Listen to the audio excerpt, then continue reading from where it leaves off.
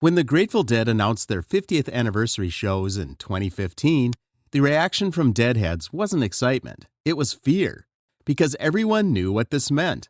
For the first time since Jerry Garcia's death 20 years earlier, the surviving members would perform as the Grateful Dead, and someone would have to play Jerry's parts. The internet exploded, forums filled with anxiety. How do you replace the irreplaceable? Jerry wasn't just a guitarist, he was the spiritual center of the band, the improviser who could turn a 3-chord song into a 20-minute conversation between musicians who seemed to read each other's minds. But here's what most people don't know. The guitarist they chose had been preparing for this moment for 30 years. And the story of how he got there reveals something deeper about what made the Grateful Dead's music so special in the first place. His name was Trey Anastasio, and this isn't a story about replacement, it's a story about reverence. The tape-trading kid from New Jersey who became the caretaker for the Dead's farewell. Not because he could copy Jerry Garcia, but because he understood why copying Jerry would be the worst thing he could do. This is that story. Let's go back to the early 1980s. There's a teenager in New Jersey trading cassette tapes with his friends. Grateful Dead shows mostly, 3rd or 4th generation copies. The audio quality is terrible, but he doesn't care. He's listening to something specific. The way Jerry Garcia moves between chords. The modal runs that shouldn't work but somehow do. The patience in his phrasing. The space he leaves for the other musicians to breathe. Trey Anastasio would later say his guitar heroes include Robert Fripp, John McLaughlin, Jerry Garcia, Pat Metheny, Frank Zappa, and Jimi Hendrix. An unusual list. Progressive rock, jazz fusion, psychedelic pioneers. But Garcia's name sits right in the middle of it. Because what Trey heard in those tapes wasn't just guitar playing, it was a philosophy. Garcia had this thing he did. He'd set up a musical question in the first part of a jam, then answer it 15 minutes later after the band had explored completely different territory. The songs had these seamless transitions, Scarlet Begonias flowing into Fire on the Mountain, China Cat Sunflower melting into I Know You Rider. Most guitarists learned songs. Trey was studying architecture. He'd sit up in his bedroom transcribing Jerry's lines, trying to understand the theory behind the improvisation. Mixolydian modes, Dorian scales, the way Garcia would shift from leading the jam to supporting the bass line, to disappearing entirely and letting the rhythm section take over. And here's what made Garcia's approach so unique. He didn't play over the other musicians. He played with them, created spaces where Phil Lesh's bass could become melodic, where Bob Weir's rhythm guitar could drive the jam forward, where the two drummers, Mickey Hart and Bill Kreutzmann, could lock into polyrhythmic patterns that gave everyone room to explore. Years later, someone would describe Garcia's approach as leading by following, and that's what Trey was teaching himself. Not how to play like Jerry Garcia, but how to think like him. The Dead's transitions weren't just technical achievements, they were conversations, musical questions posed and answered across 20-minute jams. And if you didn't understand the language, you couldn't participate in the dialogue. Trey was learning the language. He saw the Dead multiple times in high school, studied their set lists, noticed how they'd place certain songs next to each other to create emotional arcs, how they'd use slower ballads to reset the energy before launching into another hour of improvisation. But here's the thing about studying someone obsessively. Eventually, you want to test what you've learned. April 1999, the Warfield Theater in San Francisco. Phil Lesh, the Grateful Dead's bassist, has started a side project, Phil Lesh and Friends, a rotating cast of musicians exploring the Dead's catalog without calling it the Grateful Dead. And for this run of shows, Phil has invited someone unexpected, Trey Anastasio. By this point, Trey's leading his own band, building a following, doing extended improvisations and seamless song transitions. The jam band world knows him, but this is different. This is playing Grateful Dead songs with an actual member of the Grateful Dead. The pressure is enormous. Deadheads are protective of their music, especially when it comes to Jerry's parts. One wrong move, one moment of ego, and the community will crucify you. But if you listen to the tapes from those 1999 shows, something interesting happens. Trey doesn't try to copy Jerry. His tone is different. His phrasing is his own. Coming as the old ones go. Everything's moving here, but much too slowly. But the way he listens to the other musicians, the space he leaves in the jams, the patience in his note choices, you can hear 30 years of study paying off. He's not showing off, he's serving the song.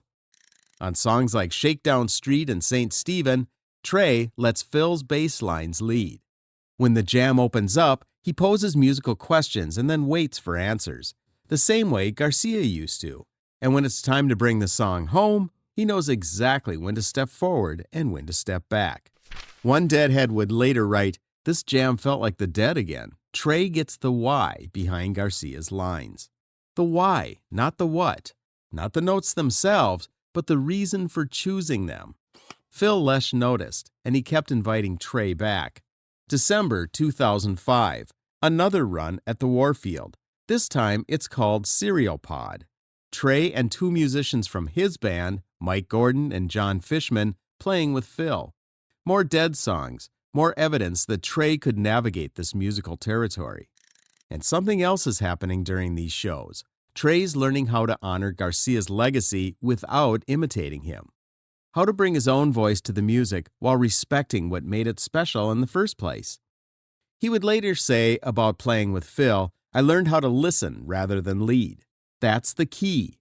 The Dead's music only works if everyone's listening. If the guitarist is just soloing over the top, the whole thing falls apart. But if everyone's engaged in the conversation, responding to each other in real time, that's when the magic happens. Trey spent 6 years from 1999 to 2005 getting this education, playing Dead songs with Phil Lesh in theaters, learning the repertoire, understanding the philosophy. But here's what's wild, most Deadheads had no idea this was happening. Phil Lesh and Friends shows weren't huge news outside the tape trading community. Trey was getting a 15-year education in Grateful Dead music, and almost nobody knew about it. Which meant when the Fare Thee Well announcement came in 2015, a lot of fans asked the same question, why him? Here's what people didn't understand about the Fare Thee Well shows. This wasn't just a reunion. This was what everyone believed would be the final goodbye. The surviving members, Bob Weir, Phil Lesh, Mickey Hart, and Bill Kreutzmann, had agreed to perform as the Grateful Dead one last time. 50 years after the band formed, 20 years after Jerry died. At the time, this was being billed as the end, the last time these songs would be played under the Grateful Dead name. Of course, other configurations would emerge later, Dead and Company, Bob Weir, and Wolf Brothers. But in 2015, nobody knew that yet. As far as everyone understood, this was it, the final chapter. The stakes were enormous, and the pressure was coming from every direction. The Core Four had a complicated history, decades of creative tensions, arguments about musical direction, personal conflicts that never fully healed after Garcia's death. They'd performed together in various configurations over the years, but never as the Grateful Dead, never with that name and everything it carried. An anonymous crew member would later tell Tomorrow's Verse, "Creatively, we were at odds. Bringing in an outsider forced us to focus on the music." That outsider was Trey, and he understood the assignment. Between February and June of 2015, Trey essentially went to Dead school. He learned, in his own words, 10 albums worth of material. Not just the famous songs, deep cuts, obscure B-sides, three-part harmonies that most people had forgotten existed. He told Relix magazine, "I transcribed Addicts of My Life because we had 5 days to rehearse." Think about that. Addicts of My Life is a delicate, harmony-heavy song from the American Beauty album. Most bands would take weeks to nail those vocal parts. The arrangement is complex, the timing is tricky, and one wrong note destroys the whole thing. Trey transcribed it by hand because the band only had 5 days of full rehearsals. He spent months internalizing critical licks, learning not just the notes but the feel, the way Garcia would bend a string, the specific tone he used on different songs, the way his phrasing changed depending on whether he was playing a ballad or an up-tempo rocker. But it wasn't just about the guitar parts. Trey had to learn the setlist construction philosophy, how the Dead would play songs to create emotional journeys, how they'd use certain jams as launching pads for improvisation, how they'd read the audience and adjust on the fly. And he had to do all of this while navigating the intrapersonal dynamics of four musicians who hadn't always gotten along. Bob Weir would later explain at a press conference why they chose Trey: his reverence for the music, his ability to listen deeply, his humility. But the Deadhead community wasn't convinced yet. Forums lit up with skepticism. No one can fill Jerry's shoes. This is going to be a disaster. They should have just let the music rest. The accusations ranged from cash grab to sacrilege. One comment captured the anxiety perfectly. Fans were divided. Some felt 2015 would tarnish the legacy. Others saw it as closure. The debate got heated. Some Deadheads argued that any attempt to perform as the Grateful Dead without Jerry was disrespectful. Others felt like the surviving members deserved one last chance to celebrate 50 years of music. And everyone had an opinion about Trey. Some fans remembered his work with Phil Lesh and Friends and felt optimistic. Others had never heard of those collaborations and assumed he was just some random guitarist being parachuted in. A few argued they should have chosen someone else entirely, though nobody could agree on who. So when Trey walked into those rehearsals, he wasn't just learning songs, he was carrying the weight of 50 years of history and 20 years of grief. And he knew that if he got this wrong, Deadheads would never forgive him. In an interview with Rolling Stone before the shows, Trey said, "I don't want to just copy Jerry." He understood that imitation would be the worst possible approach. Garcia's genius wasn't in his technical ability. It was in his musical intelligence, his ability to create something new in every performance, his willingness to take risks and fail in front of 70,000 people. So Trey had to find a way to honor that spirit without trying to become Jerry Garcia, which might be the hardest assignment any guitarist has ever received. July 5th, 2015, Chicago, Soldier Field. 70,000 people in the stadium, millions watching the pay-per-view stream. 3 nights of fare thee well shows, and this is the final one. The weight of the moment is enormous. This is it. What everyone believes will be the last time these 4 musicians perform as the Grateful Dead. The last time this music will be played under that name. The final chapter of a 50-year story. And everyone's watching Trey. The band opens with a wave to the crowd. You can see it in their faces. This means everything. Bob Weir looks emotional before they even play a note. Phil Lesh is focused, serious. The drummers are locked in. Then they launch into the first set, and something becomes clear very quickly. Your eyes tell more than you mean them to. All lit up and flashing like the reds and blues. Trey's not trying to be Jerry Garcia. His tone is different, glassier, more precise. But the phrasing, the patience, the way he leaves space for Bob Weir's rhythm guitar and Phil's melodic bass lines to breathe, it's there. The setlist is perfect. Classics mixed with deep cuts. Songs that take longtime Deadheads back to specific eras. China Cat Sunflower into I Know You Rider. Estimated Profit, Truckin'. Every song choice feels intentional. But the real test comes when they play Scarlet Begonias. Because Scarlet Begonias transitioning into Fire on the Mountain is one of the most iconic sequences in Grateful Dead history.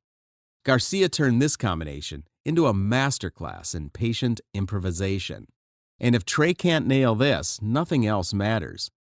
The song starts, Trey's playing the melody clean and clear. No showing off, just the song. Then the jam opens up. And here's where you can hear everything Trey learned over 30 years of study. He sets up a musical question, a phrase that feels unresolved. Then he lets the band answer. Phil takes the bass somewhere unexpected. Bob adds a rhythmic counterpoint. The drummers lock into a groove that pushes everyone forward, and Trey waits. He's not rushing to fill every silence. He's not trying to dominate the jam. He's participating in the conversation the same way Garcia used to. Listening, responding, creating space for other voices. One reviewer from Guitar World would write, Trey's tone on Fire on the Mountain was patient and conversational. Conversational, that's the word, because Grateful Dead music at its best is a conversation, not a solo, not a showcase, a dialogue between musicians who trust each other enough to take risks. The jam stretches out 12 minutes, 13, 14, and the Deadheads in the audience are starting to feel it, starting to let go of their anxiety, starting to trust that this might actually work. Someone on Heady Version, a site where Deadheads rate performances, would later comment, "This jam felt like the Dead again." Trey gets the why behind Garcia's lines. The first set ends. The second set builds. More classics, more deep cuts. Touch of Grey, the Dead's unlikely radio hit from 1987.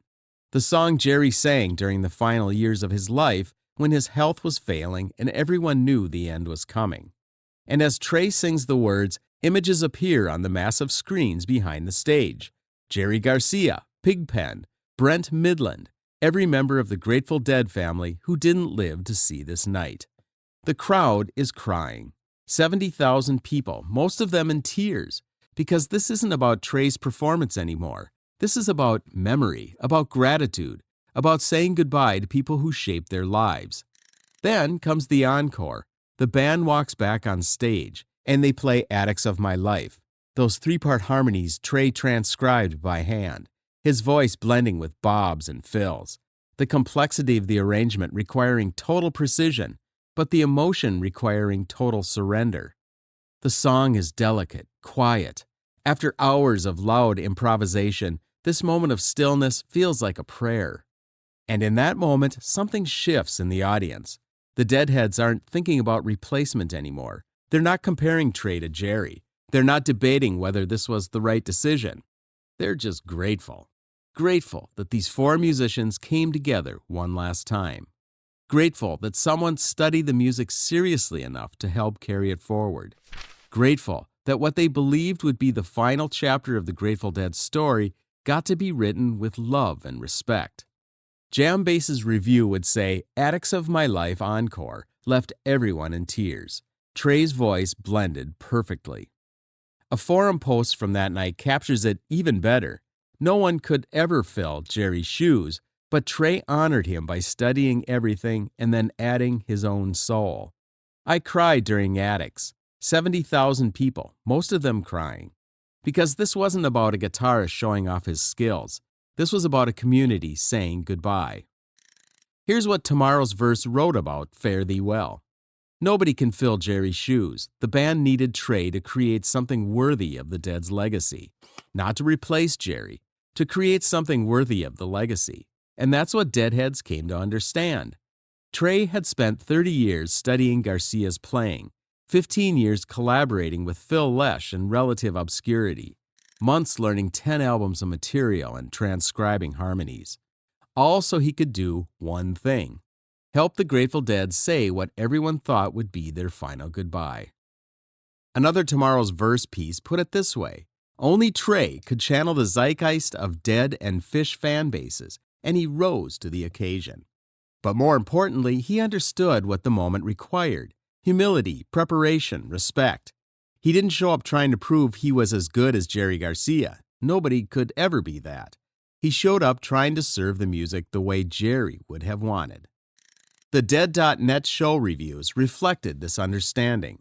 Many fans noted that Trey's presence allowed the band to say goodbye properly, not because he brought something new, but because he respected what had always been there. The conversation, the listening, the willingness to take risks and create something unrepeatable every single night. Bob Weir once said about Jerry, "He taught us to lead by following." And for 3 nights in Chicago, Trey Anastasio proved he'd learned that lesson. As Tomorrow's Verse noted, the core four desperately needed someone who could be present humbly, not someone who would try to dominate or reshape the Dead's sound, someone who understood that the music was bigger than any individual player. Trey became that person, not because he could play every Jerry Garcia lick note for note, but because he understood why Jerry played those licks in the first place. After Fare Thee Well ended, the debates continued. Some Deadheads still felt uncomfortable with the whole thing. Others wished it could have gone on longer.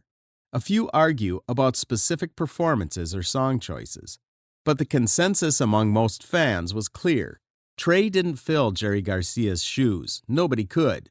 Jerry Garcia was irreplaceable, and anyone who thinks otherwise doesn't understand what made him special. But Trey carried the music one last time, with reverence, with preparation, and with the humility to know that this wasn't about him. It was about the Grateful Dead. It always had been. And on July 5th, 2015, 70,000 Deadheads finally understood that. The kid who traded tapes in New Jersey, who studied modal theory in his bedroom, who spent 15 years learning from Phil Lesh in small theaters, had earned his place on that stage. Not as Jerry Garcia's replacement, that's impossible. That will always be impossible. But as someone who loved the music enough to help the band say goodbye with dignity. Of course, the story didn't end there. Dead & Company would form. Bob Weir would continue playing. The music would find new life and new configurations. But in that moment in Chicago, in July 2015, nobody knew what came next. They just knew this was goodbye. And Trey Anastasio helped make sure it was a goodbye worth remembering.